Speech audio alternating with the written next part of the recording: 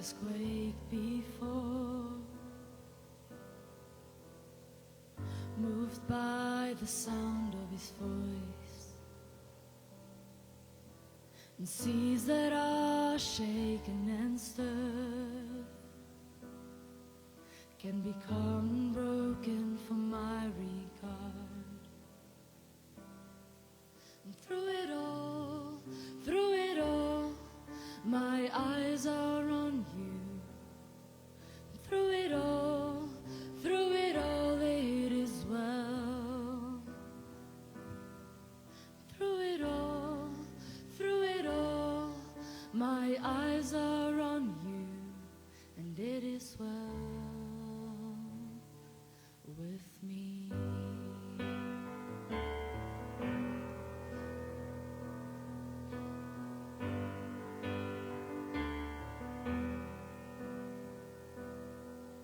Far be it from me to not believe, even when my eyes can't see. And this mountain that's in front of me will be thrown into the midst of the sea.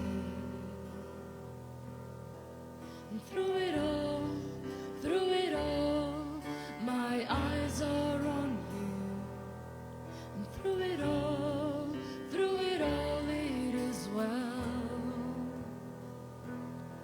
And through it all,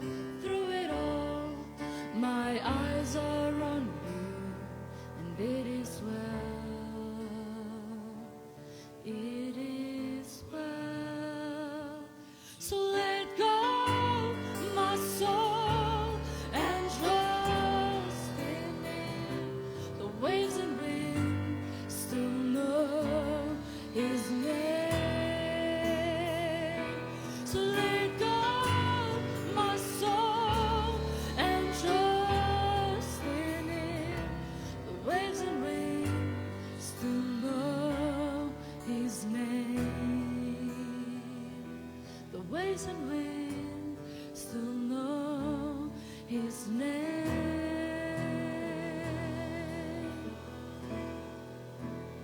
It is well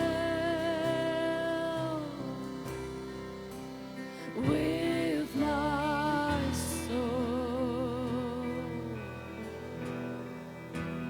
It is well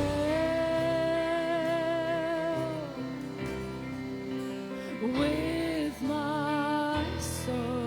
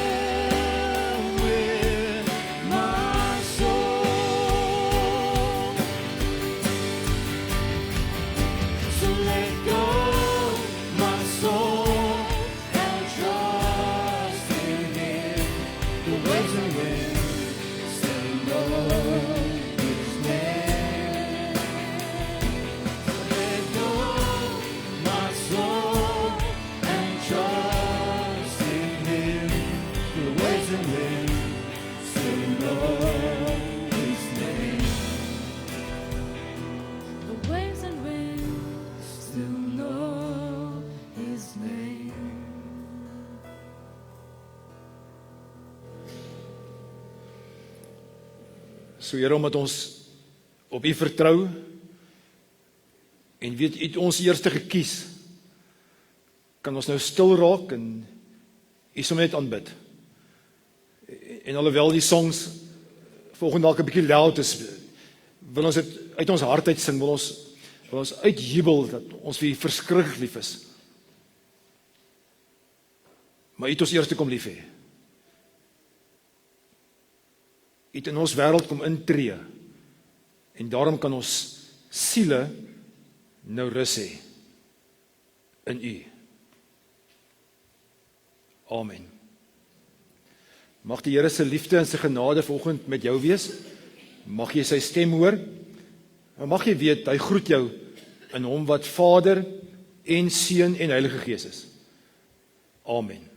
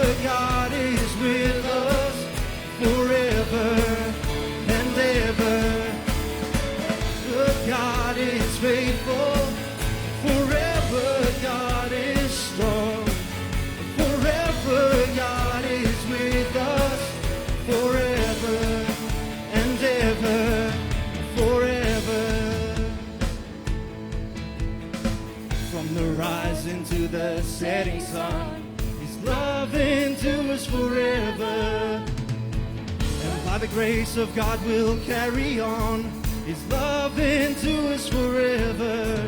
Sing praise, sing praise, sing praise.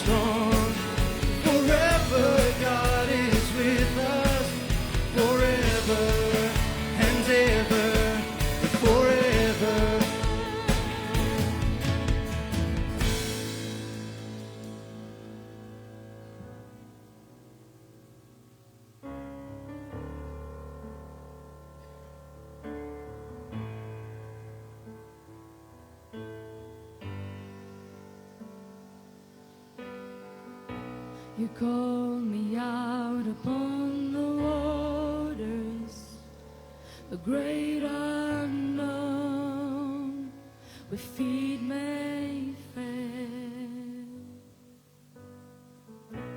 And there I find you in the mystery, in ocean's sea, my faith will stand. And I will call upon your name, and keep my eyes above the waves. When oceans rise, my soul will rest in your embrace, for I am yours, and you are mine.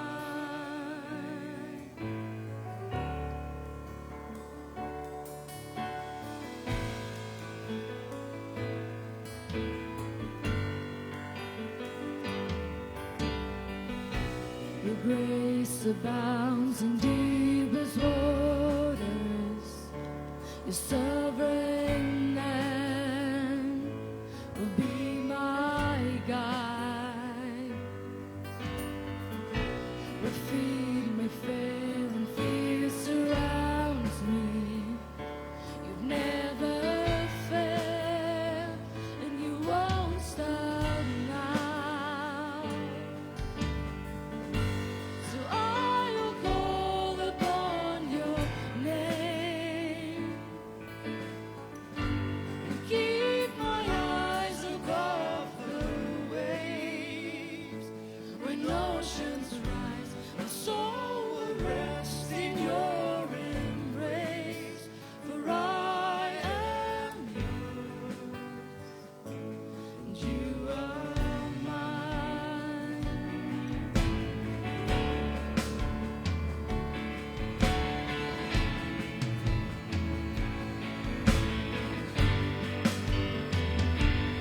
You are mine,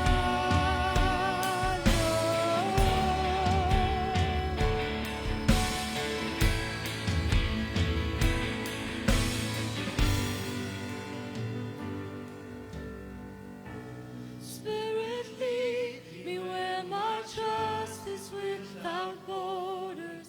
Let me walk upon the waters wherever you would call me, and take me deeper than my feet could ever wander, and my faith will be made stronger in the presence of my Savior. Spirit, lead me where my trust is without borders. Let me walk upon the waters wherever you would call me, and take me deeper than my feet could ever wander, and my faith will be made stronger in the presence of my Savior.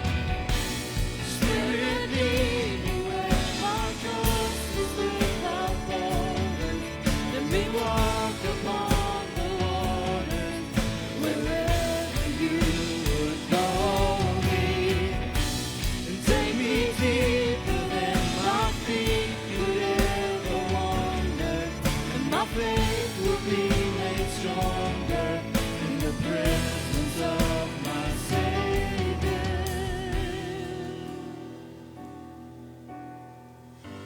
And I will call upon your name, and keep my eyes above the waves. When oceans rise, my soul will rest in your embrace, for I am yours, and you are mine.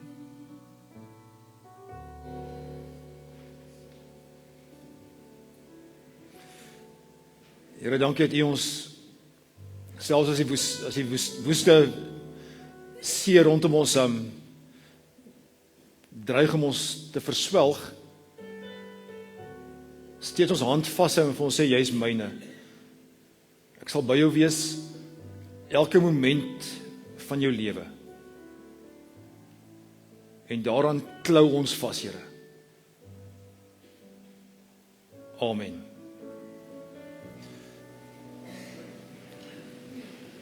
Julle mense. Daar is nou geleentheid vir offergawes. Jy is welkom om die Here te dien met jou offergawes. Julle kan nie.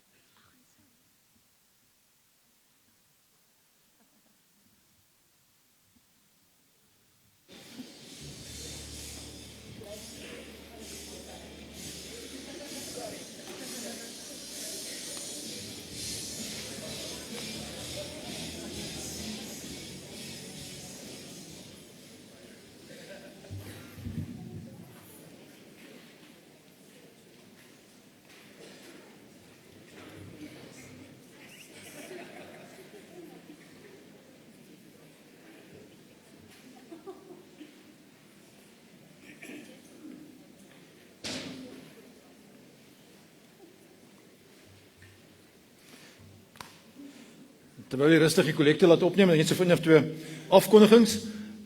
Baie geluk aan Annelie wat op pad is na 60 toe. Ek moet daarmee gekry het en jy staan nader aan 59 of 60. Annelie, geluk met jou verjaarsdag. Jy was laasweek nie hierson nie. Ek het vir jou amptelik geluk gewens. Julle kan onthou, nee? Julle onthou? Goed. Dankie. Baie geluk Anna.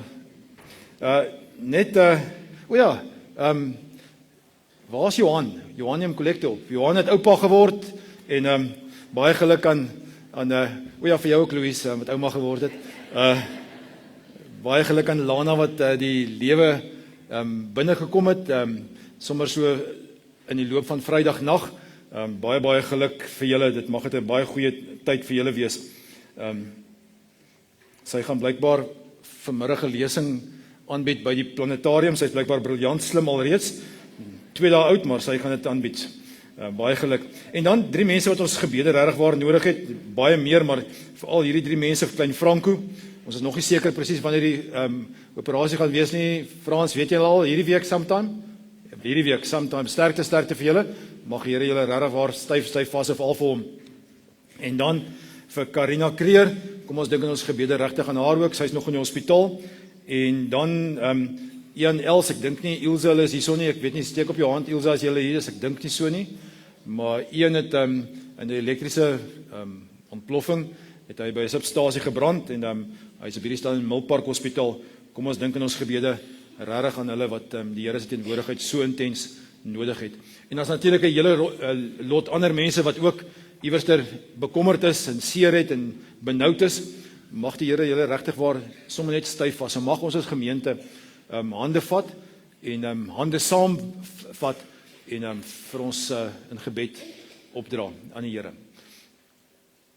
Is julle klaar daar agter met die kollekte? Goed. Dan is dit vir ons as gesin 'n groot hoogtepunt. Vandag word klein Joshua gedoop. So Nadia en Roan, wil julle nie voorkom staan nie asseblief nie? En ek het reeds by Petrole 2 tissues gekry, maar dit gaan te min wees. As daar nog is, kan julle maar aanstuur. Ek toe maar te my is 'n pakkie, ek het hom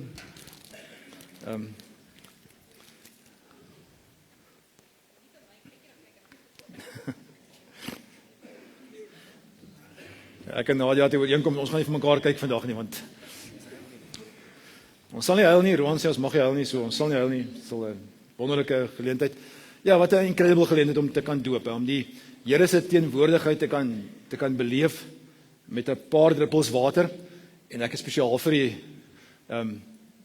vir gesê wel 'n bietjie warmer water maak as my kleinseun. So hulle kan mense net koue water gebruik nie. Ander ouens moet sukkel met hulle kinders wat na die tyd trauma beleef. Ons en hulle gaan smooth wees.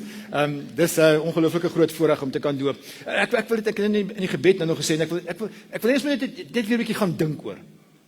Baie mense sê vir ons, ja, maar ek kan 'n keuse maak vir God. Which is fine, maar onthou daarom net, en dis crucial by die doop. God het eers die keuse gemaak. as God nie eers 'n keuse gemaak het nie, kon ek en jy dit nooit regkry nie. Dan is ons nog in die Ou Testament vasgevang met 'n klomp reëls en regulasies om iewers by Jesus uit te kom. Ons kan dit doen nie. En toe sê God, maar ek stuur my eie seun en dit daai dramatiese gebeurtenis daarso maak die verskil en dis hoekom ons kan doop as 'n klein babatjie. Want ek hoef nie eers vir God te sê, okay, liewe Jesus, ek kies U nie. Hy kom sê vandag eintlik al met sy geboorte, ek kies jou. En mag jy dit beleef vandag. Mag julle twee dit beleef, want dit is crucial dat julle dit sal weet. Maar mag elkeen van ons dit weet en onthou. Daar was 'n dag wat 'n simboliese ding wat dit gebeur het. Maar eintlik is die backstory van hierdie water dat God sê ek kies jou. En vandag kies hy vir Joshua, maar hy kies julle twee. Moenie vir my kyk nie. As ouers. En ek moet vir julle die 3 vrae vra. Want ons is hele spul mense wat vandag saam hom gaan grootmaak en van vandag af, maar julle twee is die primêre versorgers. Dis die grand woord. Julle is ma en pa. Julle het 3 vrae vir julle. Vraag nommer 1.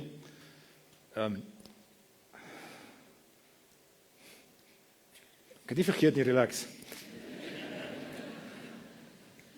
Sal julle die voorbeeld wees?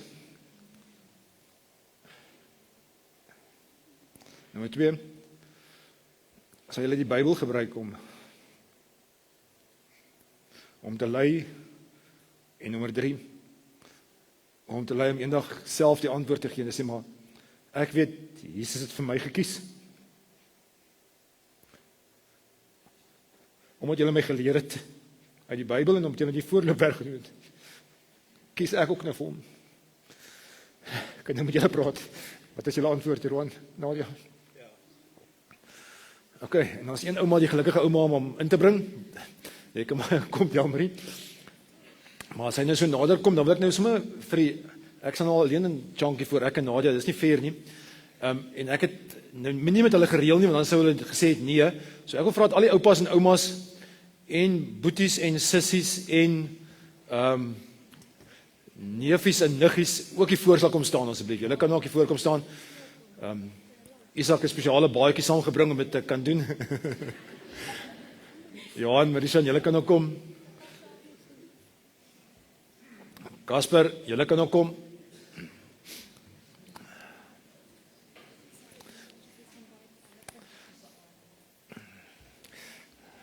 En hierso is tissues vir die wat dit nodig het.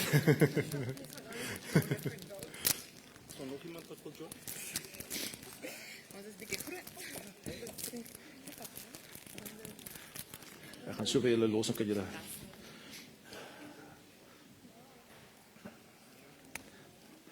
julle twee kan nader staan.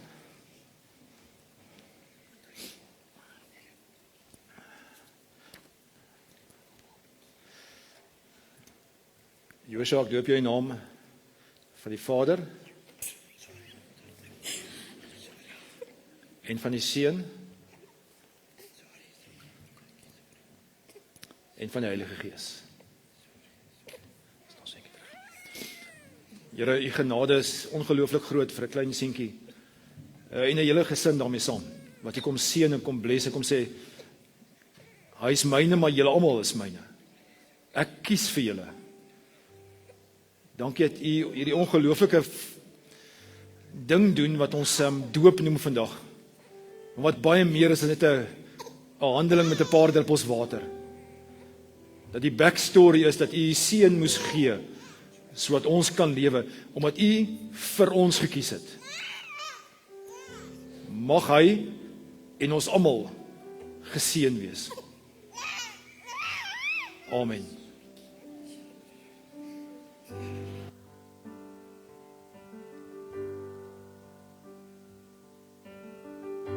The Lord bless you and keep you.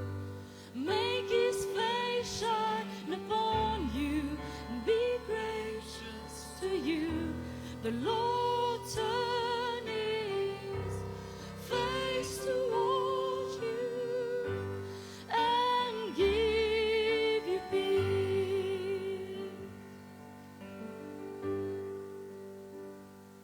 May His favor be upon you and 1,000 generations, and your family, and your children, and their children, and their children. May His presence go before you, and behind you, and beside you, all around you, and within you. He's with you, He's with you in the morning, in the evening, in your coming, in your going, in your weeping, and rejoicing. He's for you, He's for you, He's for you, He's for you, He's for you, He's for you, He's for you, He's for you, yeah.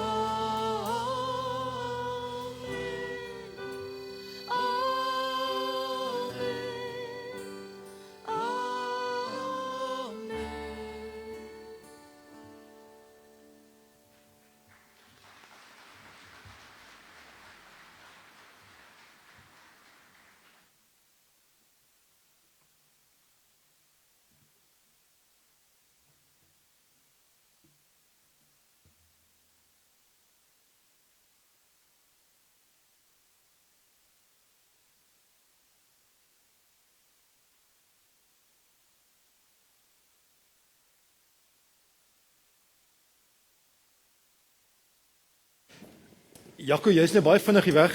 Waar is Jaco nou? Waar het jy verdwyn? Jaco verjaar Vrydag, geef hom 'n lekker hande klap. En Roan verjaar Woensdag. So nog 'n keer asseblief. Dankie. Genade, die wintertyd lyk dit my is die tyd van celebrations.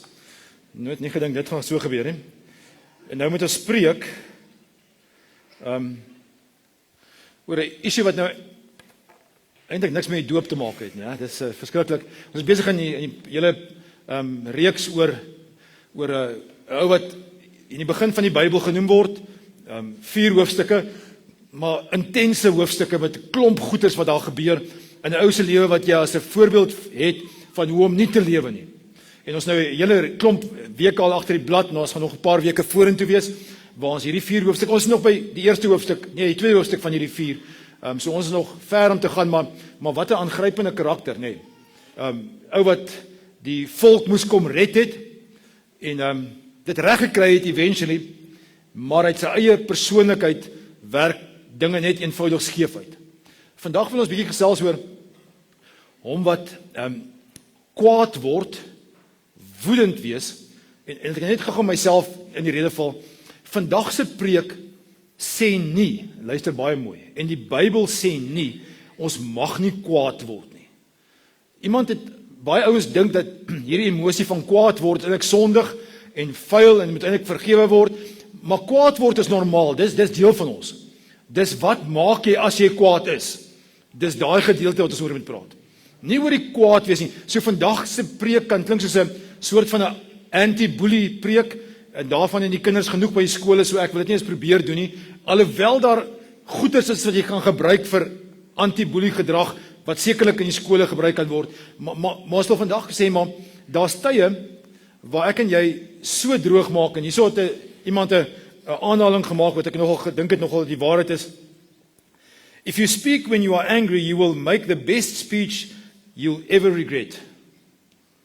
En ek dink baie van ons het in daai trap geval. Jy die beste argumente wat jy kan gee as jy kwaad is, maar jy sê dit op so 'n manier dat jy verskriklik seer maak. En later sê maar ek moes dit nooit so gesê het nie, ek het nie so bedoel nie, en al daai goeders, maar dis water onder die brug deur, jy kan niks daaraan maak, jy is gesê, en is horrible, maar ek kan niks aan maak nie. So hier is 'n storieetjie, voor ons by die teks kom. Daar word vertel dat daar lank gelede 'n leeu was. O ja, die leeu het verloor gister, so ons praat nie daaroor nie. Maar daar was 'n leeu. Onthou ek het vir julle laasweek gesê die preke is teen donderdag al klaar, so ek het gehoop die leeu's wen, dan kan ek die storie mooi verduidelik, maar goed, dis 'n leeu storie. Daar was 'n leeu wat 'n gemeenskap geterroriseer het. Hy het so in die bos gebly, maar sodra iemand deur die bos kom, dan verskeer hy hulle en dan terroriseer hy hulle en almal was bang vir hierdie bos want die leeu was daar gewees. En toe sê hierdie ouens in die village, maar ons gaan gesels met iemand hieroor. En hulle gaan toe na die wyse ou uil toe en hulle sê toe vir die oom uil, asseblief, ons moet vrede maak met hierdie leeu. Sê vir hom, hy moet asseblief ophou om ons kinders te gryp en op te vreet. Asseblief help ons. En oom uil gaan toe na leeu toe en hy vertel toe vir hom 'n storie en hy sê vir hom, weet jy wat, jy terroriseer hierdie mense, jy vreet hulle op. Die gevolg is, eendag gaan daar niemand in die village oor wees nie en jy gaan stoksiel alleen oud word. En toe die leeu hoor dat hy stoksiel alleen gaan oud word, toe besluit hy, okay, maar dan gaan ek nie meer opvreet nie. So die gemeenskap het by oom uil gehoor dat die wrede leeu nie meer wreed gaan wees nie. En die eerste dag het die kinders so ingekyk en stadig deurgestap en gesorg dat daar 'n escape route is, maar hulle kom toe agter, maar hulle kan deurloop en die leeu doen niks nie. Hy kyk hulle en so aan, dan gaan hy met sy lewe en hulle stap deur. En so het hulle gewoond geraak aan die leeu en later het hulle hom begin terg en tart en met klippe gegooi. En op 'n dag toe oom uil weer daar verbystap, toe sien hy, maar die leeu lê daarso in sy grot, maar dis bloed en dit gaan sleg met hom. En hy sê toe vir hom, wat gaan nou aan? Hy sê nee, maar die kinders spot my en hulle terg my en hulle gooi my met klippe en ek probeer regtig waar my beste. En toe sê oom uil vir hom, luister baie mooi, ek het vir jou gesê jy moet ophou byt, nie ophou brul nie. En ek dink dis wat kwaad wees is. Dit gaan oor wat maak jy as jy byt. Dit sê nie jy moenie ook jou op jou regte staan nie. Dit sê nie jy moet so 'n vloerlappie maar net lê dat iemand almal op jou trap nie. Maar dit sê daar's 'n manier van hierdie goed hanteer wat ons op 'n ander manier moet doen. Kom ons kyk vir Samson. Rigters 14. Net nadat hulle daai raaisel ontrafel het deur vir sy vrou te vra of sy aanstaande vrou te vra, gee jy vir ons die raaisel of die antwoord op die raaisel en julle ken laasweek sy preek, uiteindelik dan hou sy aan, vrouens julle kry dit goed reg, sê Samson, hy het gehuil en gesê, is nie meer lief vir my nie, help my, en na 7 dae toe sê, hier is die antwoord, en sy gaan gee die antwoord, en hy sê toe vir hulle, vir hierdie 30 bachelor party ouens, julle het met my kalf geploeg, anders sou julle nie die antwoord op my raaisel gevind het nie. En hy besef, wel ek moet nou 30 stelle klere kry.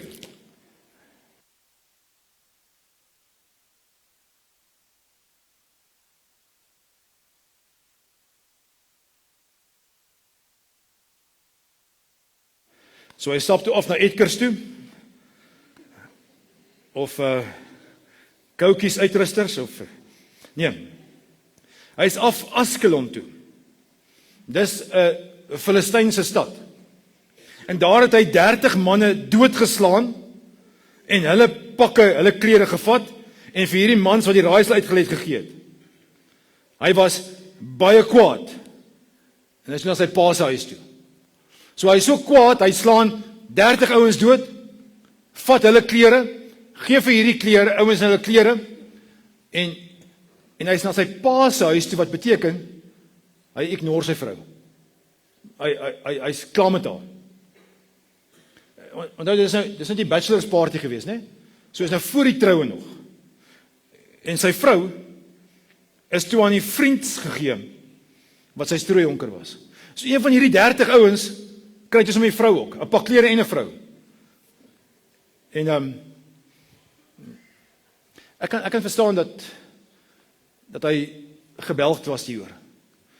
Dat hy in sy eer gekrenk was, dat hy embarrassed was en dat hy woedend geword het.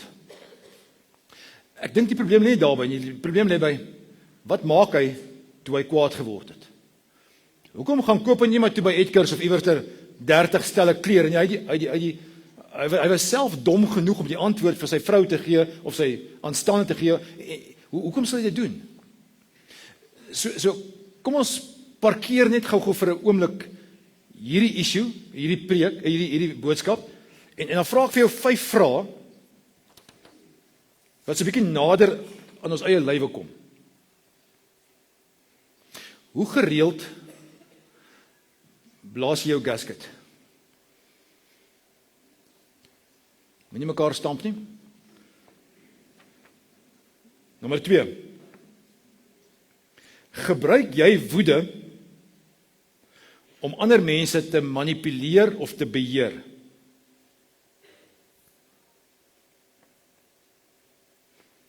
Ons is 'n heilige gemeente, ja? Ek hoor niemand wat iets sê of hand opsteek en sê kop in kant laat stak nie. Hou jy daarvan dat ander mense vir jou bang is? Hier's 'n paar skoolhoofde in die vertrek. En dominees is voel ook so. Ons voel, dit is nogal, gee vir jou, kom na my kantoor toe, my ma het gesê, gaan wag vir my in die badkamer, dan het ek geweet, hier is moeilikheid. Is jou naby familie, die ouens met wie jy saam bly, bang vir jou? En dan die 5de ene, wat seker die belangrikste is, raak hierdie uitbarstings van jou fisies. Slaan jy, skop jy, slaan jy die deure, breek jy die borde op jou man se kop of vrou se kop. En nou kan ons die vraag is 'n bietjie uitmekaar uittwer en lank daaroor praat, maar ouens, ek dink ons almal leef in 'n samelewing wat dit swaaf die norm geword het. Dis nie vreemd dat ouens, waar is dit in Linden, waar ouens mekaar doodmaak met road rage nie.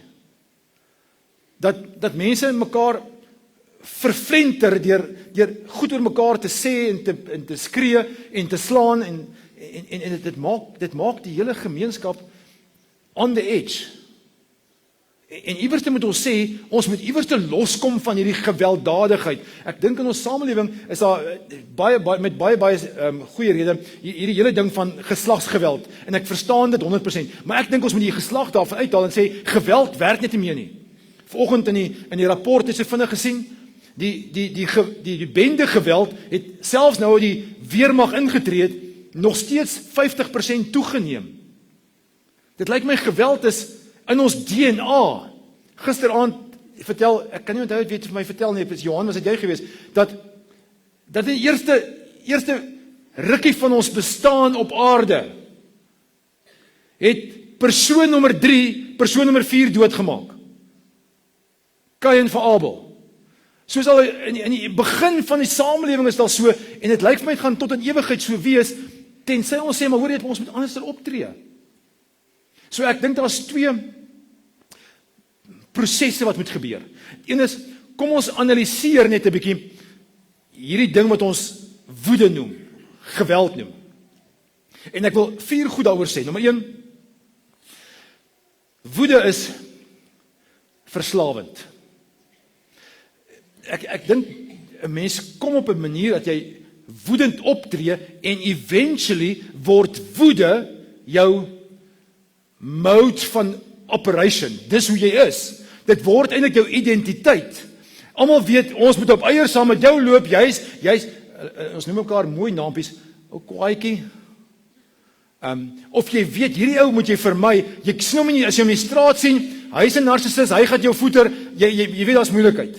En ons raak bang vir mekaar want hierdie adrenalien wat uitkom omdat ek jou kan slaan tot jy pimpel en pers is die manier hoe ek môre nommer B ook gaan doen en die dag daarna nommer C ook, want dis die mode waarin ek is.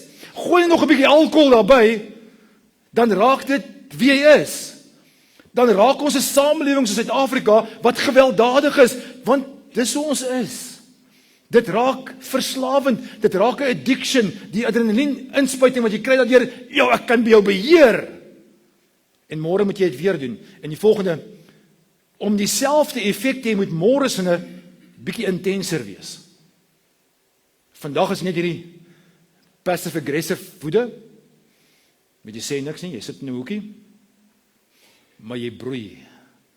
En almal weet, hier kom 'n ontploffing, sometime, en jy probeer dit ontlont, jy loop saggies verby, jy paai, jy dra 'n chocolaatjie aan, bring 'n bossie blomme as dit jou vrou is, maar jy weet, iewers te kook dit, en môre werk daai ding nie meer nie, daai tegniek werk nie meer nie, en dan begin jy koppies trek, en later begin jy koppies in jou rigting trek, en later tref dit jou, of hulle brand jy met die strykyster of iets, maar terwyl jy slaap, maar dit word al hoe intenser om dieselfde effek te kry, want die passive aggressiveness werk nou nie meer nie. Niemand steur nie meer na nie. So nou moet jy meer doen om dit te doen, en dit word al hoe intenser en intenser, tot ons is by Suid-Afrika 2026, waar ons niks van mekaar hou nie, en mekaar wil doodmaak. En woede het altyd collateral damage. Ek het nou al met 'n verskillende oë na die nuus gekyk die afgelope 3 maande van die Iran-Amerika-Israel affære. En ek het dit 'n tegnologiese oogpunt op 'n stadium aan gedink, en ek dink, ons kan lekker oorlog maak. Daar's missiele wat afgevuur word van duisende kilometers af, en hulle beheer dit alles, maar die mees asemrowende is dat hulle nou sommer drones kan gebruik om oorlog te maak. Die mense wat die oorlog maak, sit 3, 4, 5, 10, 50 kilometer weg, en daar gaan 'n klompie goedertjies in die lug, en hulle skiet mekaar pimpel en pers, en dis alles goed en wel, daai tegnologie, jy dink, wow, daar's nie eens mense nodig nie. En die volgende shot wat jy kry is dan 'n skool met 60 meisies wat doodgaan, verniveer word deur die skrapnel, en kinders wat doodgaan. Want 'n konflik het altyd collateral damage. Ma en pa, iewers het julle geskree op mekaar, en dit was 'n wille skreery gewees nie. Dit was een van daai wat daarom nog nie heeltemal fisies geraak het nie, maar as nommer 2 gaan intree en intenser gaan word, dan is dit die volgende keer. En iewers het jou oog jou kind raak gesien. En jy gesien wat se seer en bang daar in jou kind was. En jy besef, maar hierdie fight tussen my en haar veroorsaak collateral damage. Fast forward daai kind se lewe, 15, 17 jaar, en kyk wat gaan gebeur. Wat se Roan Nadia die vraag wat ek vir gevra het? Wat se voorbeeld het julle gestel vir hom of vir haar? Iewers moet ons sê, maar woede in sy diepste wese maak soveel seer, nie net vir ons twee nie, maar vir die mense rondom ons. En nommer 4, en dit is vir my belangrik om dit in die kerk vir ons mekaar te sê, dit vertraag jou geestelike groei. As jy vasgevang is in hierdie web van, dis die manier hoe ek operate, man, jy moet bang wees vir my die hele tyd, jy moet op eiers loop, ek is die baas, en ek manipuleer deur my woede, uitbarstings, en ek is nou net so gemaak en so gewild staan. Ek is nou maar 'n slabbert, en ons slabbert het kort lonte, en as dit ontplof, nou taffies vir julle. As jy met daai ding loop, dan kan Jesus se lig nie deur jou geskyn kry nie. Nie omdat hy nie helder genoeg is nie, maar omdat jy het keer. Iewers het ons gedink, maar ek is nou maar 'n slabbert of 'n Oosthuizen of 'n whatever ander van jy nou wil insit. Ek is nou maar net so gemaak en so gelaat staan. Ouens, dis die grootste wat ons onder die son.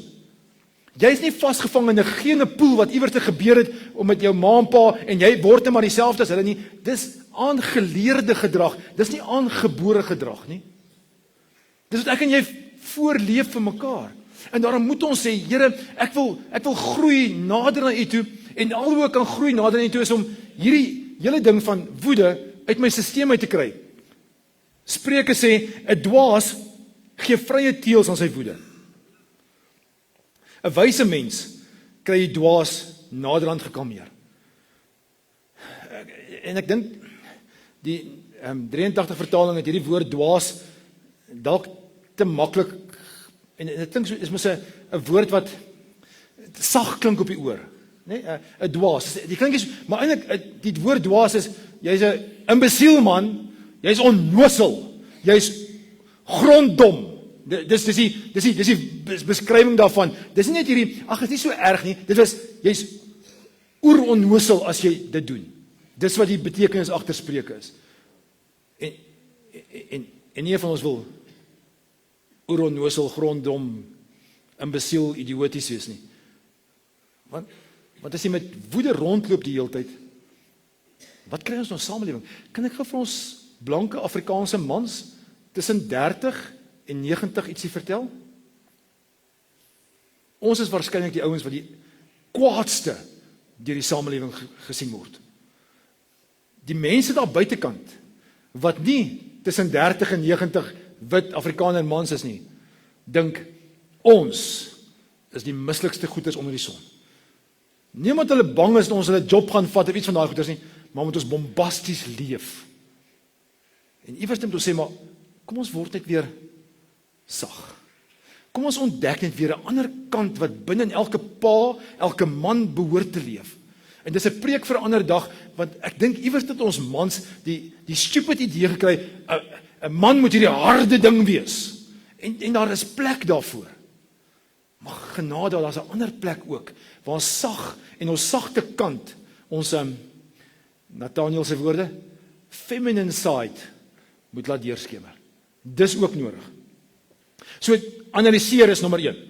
Nommer 2 is, dit help nie ons analiseer dit en ons sit onder 'n vergrootglas en sny dit mekaar uit en beskryf al die goeters, nommer 1, nommer 2, nommer 3, nommer 4 nie. Ek dink ons moet ook 'n plan van aksie en sê, maar ek gaan dit vernietig. Ek gaan nie toelaat dat dit verder groei in my lewe nie. Ek gaan 'n verskil maak, ek gaan keer wat anders te kan wees. En ons moet Samson het nooit daai plek gekry nie. Samson word 'n paar keer kwaad in sy lewe en ons gaan nog 'n keer of 2 daarna kyk. Waar iewerster kwaad word en 'n klomp koringlande afbrand. Hy het hierdie woede uitbarstings kort. So kom ons kom met 'n plan van aksie. En jy is die eerste antwoord wat die maklike antwoord is. Die dominee se antwoord, tipies. Laat die Bybel ons rigsnoer wees. Ek gaan nou vir julle 'n teksvers lees van 'n ou oom wat in die tronk sit. Sy naam is oom Paulus. Dis so in die jaar 67 na Christus. Dis omtrent so 35, 40 jaar na Jesus se sterwe. En hy het met 'n passion geleef om vir almal die evangelie te gaan verkondig. Partykeer kwaad geraak, maar nooit uitgebars met too much woede nie. Maar dan het hy 'n jong dominee opgelei. So met sy tweede sendingreis het hy hom ontmoet in Filippi en dis waarskynlik waar hy dominee geword het. En dan die boek wat ons ken, 2 Timoteus, is sy heel laaste briefie wat hy skryf, notaatjie wat hy skryf vir hierdie jong dominee. Dan sê hy vir hom, Timoteus, die hele skrif, die hele Bybel, is deur God geïnspireer, is 'n baie mooi woord hierdie, is deur God Dis geïnspireer beteken dit kom uit sy binne, is geïnspireer en dit het groot waarde om in die waarheid te onderrig, dwaling te beskryf, verkeerdhede, en ek dink hy sou vandag sou beskryf tussen hakies, woede uitbarstings, reg te stel en 'n regte lewenswyse te kweek. So die man wat in diens van God staan, volkome voorberei en toegerus sal wees vir elke goeie werk. So kom ons gaan terug na die Bybel toe en begin daar en sê maar, Here, leer my hoe om te lewe. Wat wil jy hê moet ek doen met my kwaad wees? En manne, ek verstaan dit. Ons het 'n klomp frustrasies binne ons wat ons moet uitkry. Maar jou vuiste help nie. Om rond te skop en te slaan, dit werk nie. Dit maak mense net banger vir jou. Dit maak nie die speelveld gelyk nie. Nommer 2. Ek dink ons moet dalk so 'n bietjie ons verwagting van mekaar verlaag. Ja, ons is erg op mekaar. En ons begin so met ons skoolopleiding. Jy moet. Hulle moet die beste wees, die beste punte hê. en is goed en wel as hulle dit kan kry, en dis goed en wel om hulle te motiveer om wel te presteer, maar iewers het ons in ons samelewing siek geraak oor die verwagtinge wat ons van mekaar het. Kan ek net gepraat oor politiek? Ek weet niks daarvan af nie, maar dat ek iets hieroor sê. Ek dink ons verwag van politici om deur te wees, en ouens, hulle is net mense. Of sy naam nou met 'n R begin, of met 'n M begin, of met 'n S begin, of met 'n whatever jy wil. Hulle is net mense. En hulle het ook maar voete van klei. Iewers het hulle ook geraamtes wat ons gaan uitkrap in die media, en het uitbasyn die wêreld vol. En moet asseblief nie dink dat die volgende president, whoever hy mag wees, of sy mag wees, gaan glad nie foute maak nie. Hulle gaan. Maar ons het hierdie verskrikke hoë verwagtinge van mekaar. My man moet, en dan het ek hierdie vrouens lang lyste van wat mans moet doen. Perkamentrolle vol. Mans is baie kort. Ek gaan nie sê wat is nie, maar julle weet waarvan ek praat. Maar as dit seker hoë verwagting, en as jy nie daarby kom nie, sorry, dan kat ek uit my lewe uit. En as jy dan kom naby, dan gaan jy my gesig opblaas en jou backhand gee, of dalk veel erger, volvuis in die gesig. Want dis ons geleerde dinge gedoen moet word. Kom ons drop die verwagtinge van mekaar net so 'n bietjie. Dan sê ek nie ons moenie hoë verwagtinge van mekaar hê nie. Maar partykeer dalk is die woorde van Psalm 103 nogal belangrik. Soos 'n vader ontferm oor sy kinders, so ontferm die Here oor die wat hom dien. En dan hy weet waarvan ons gemaak is. Hy hou dit in gedagte dat ons nie superheroes is nie, maar stof is. Sand, grond. Nommer 3. Ag, ken jy verskil tussen 'n berg en 'n molshoop? Ek dink ons moet maar vir mekaar sê daar sekere fights ons nie hoef te fight nie. Ek weet jy wil met alles net die hele tyd fight. En baie van ons is so gewoond om te fight in die lewe en maar buitekant en oral dat ons net wil fight. Partykeer, en ek dink terapie help mense partykeer daarmee. Baie keer sê ek vir couples wat so kom sit en verskrik in mekaar se hare is, kom ons maak 'n lys van alles wat jou frustreer. Dan weer 'n keer die vrou se lys lank en die man het so nog 2 stukkies punte. En dan gaan ons 'n volgende oefening daar deur en sê maar okay, goed, wys net vir wat is die molshoop en wat is die berg? Wat is die major goeders en wat is nie so verskrik crucial nie? En weet jy wat? Deur die bank in my 30 plus jaar se bediening het ek agtergekom dat die 90% van die goeders val in die molshoop kategorie. In die minor goed. Maar ons major baie keer in die minor goeders. Dis so stupid. Idioties, dwaas, oorgrond, dom. Dit is so onnodig. Ja, natuurlik is dit 'n punt. Natuurlik gee vir jou, hier is 'n punt, ek en my vrou nou, dit is nie nodig nie. Daai verskillike mooi teksvers wat sommer in die begin van die Bybel is, toe die Israeliete begin fight, toe sê hulle, maar ons gaan nie hierdie ding gedoen, ons gaan nie oorlog gewen kry nie. Toe sê die Here, staan julle een kant, wees daar, laat ek die fight. Miskien moet ons dalk partykeer sê, maar ek dink nie hierdie ding is 'n regte ding om oor te fight nie. Isak het nou gister al daai storie vertel, en ek gaan nie nou weer vertel nie.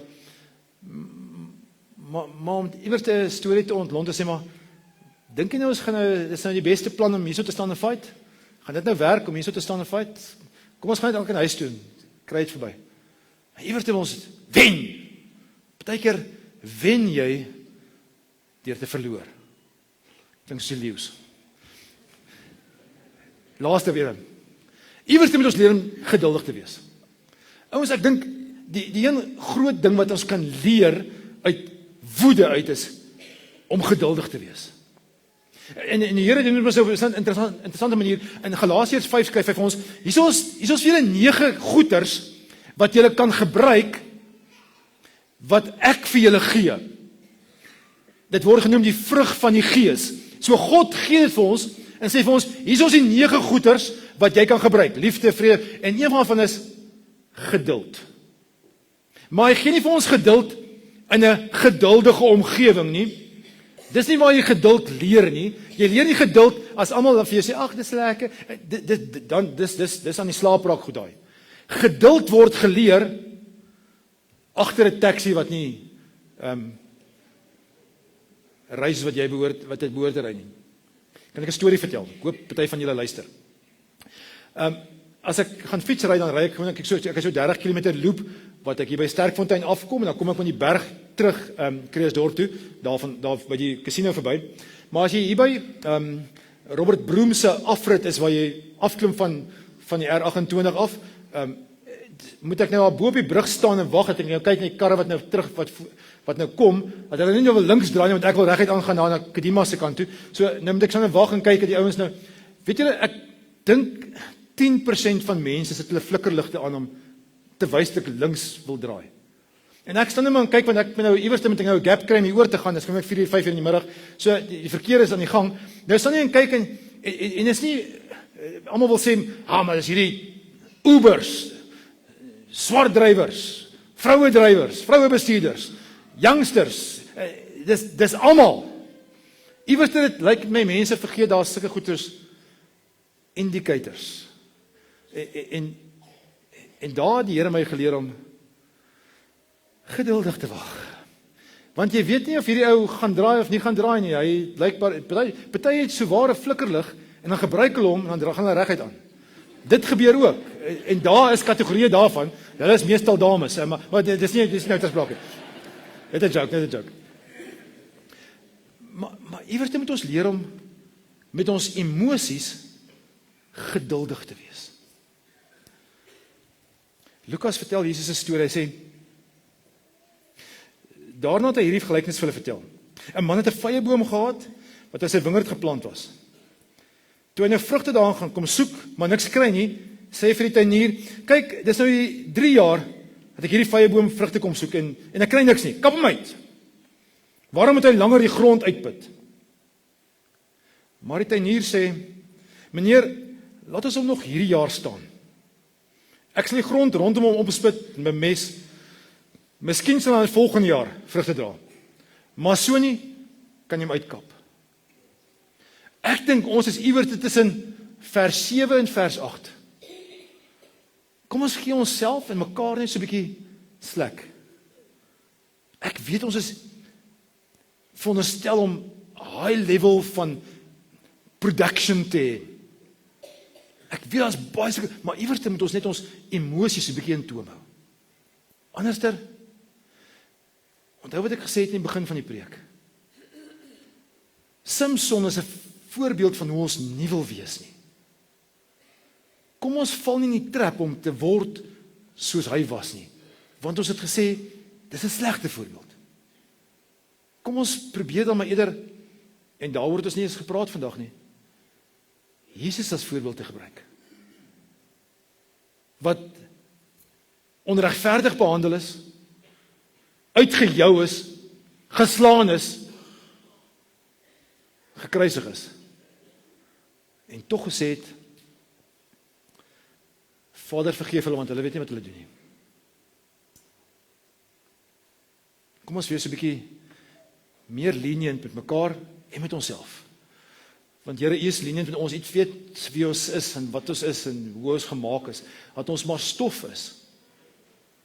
En dankie dat ons vandag kon beleef, dat U kom sê, maar al is julle stof en al weet ek julle gaan, maar iewers te nie wees wat ek wil wees nie, maar ek kies vir julle man, ek hou van julle.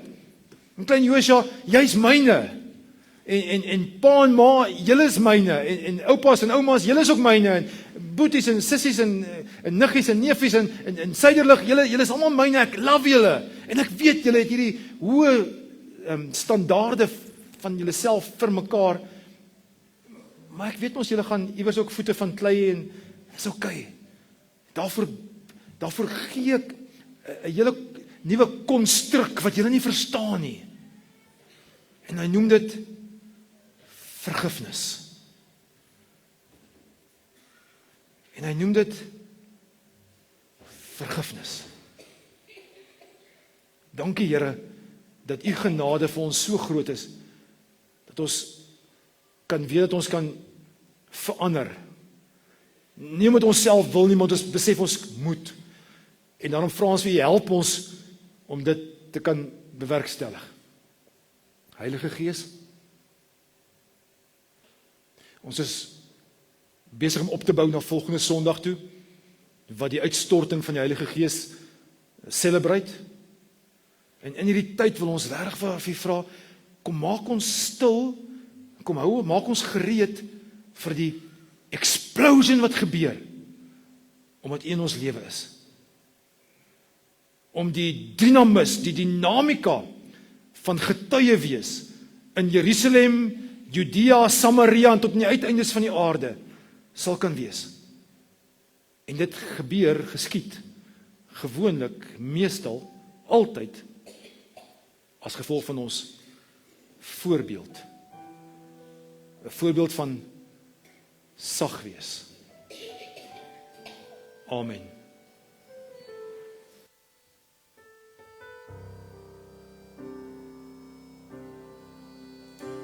My words fall short.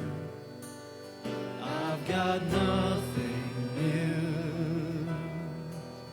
How could I express all my gratitude? I could sing these songs as I often do. Every song must end, and you never do. So I throw up my hands and praise you again and again. 'Cause all that I have is a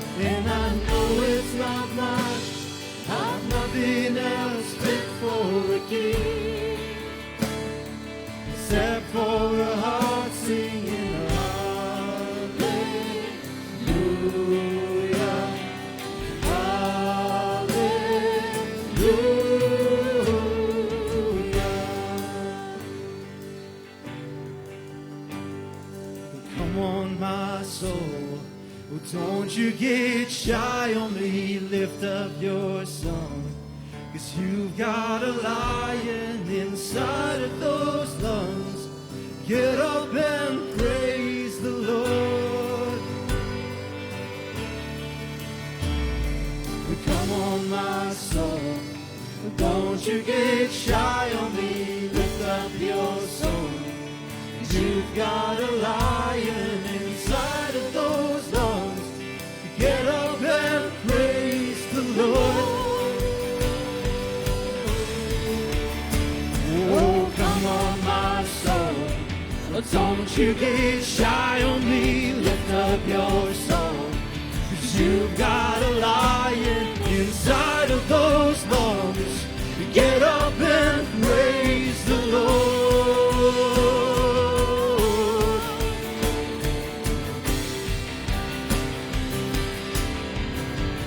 So I throw up my hands and praise you again and again. 'Cause all that I have is a hallelujah.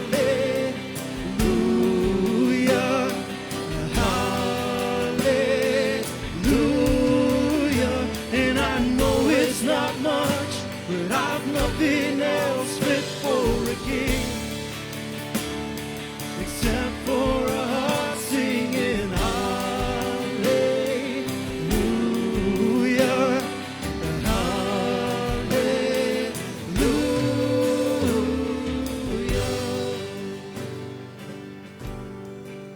So I throw up my hands and praise you again and again, 'cause all that I have is a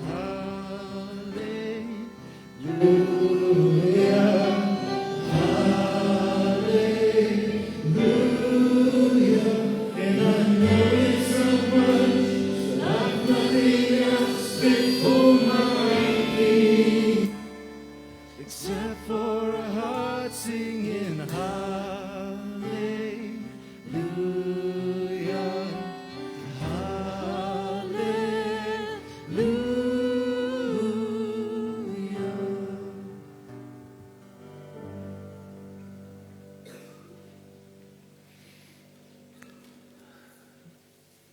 So ek weet daar's 'n klompie van ons wat vandag hier staan en skuldig voel oor ons, kom ons noem dit 'n mooi naam, heethoofdigheid. Party weet daai woord is nie op jou van toepassing nie. Jy is veel meer as heethoofdig. Maar terwyl ons nou in Pinkstertyd is die wonderlike boodskap dat die Heilige Gees ons kom verander van binne af. Heethoofdig is en ook die leeu's wat hulle brul verloor het. Maar mag die Here ons lei en leer om anders te gaan leef. En ek het nou die voorreg om die seën uit te spreek. Jy is om vir jou te sê, maar die Heilige Gees gaan saam met jou. Hy wat Vader is, wat Seun is, het ook 'n derde komponent, Heilige Gees, 'n derde persoon van hierdie drie-eenheid. So mag die genade van die Here Jesus Christus en mag die liefde van God wat ons Vader is, wat weet ek en jy is stof, en mag die Heilige Gees se teenwoordigheid jou verander om van jou heethoofdigheid, jou outbursts ontslae te raak en met 'n nuwe lewe te gaan leef. Amen.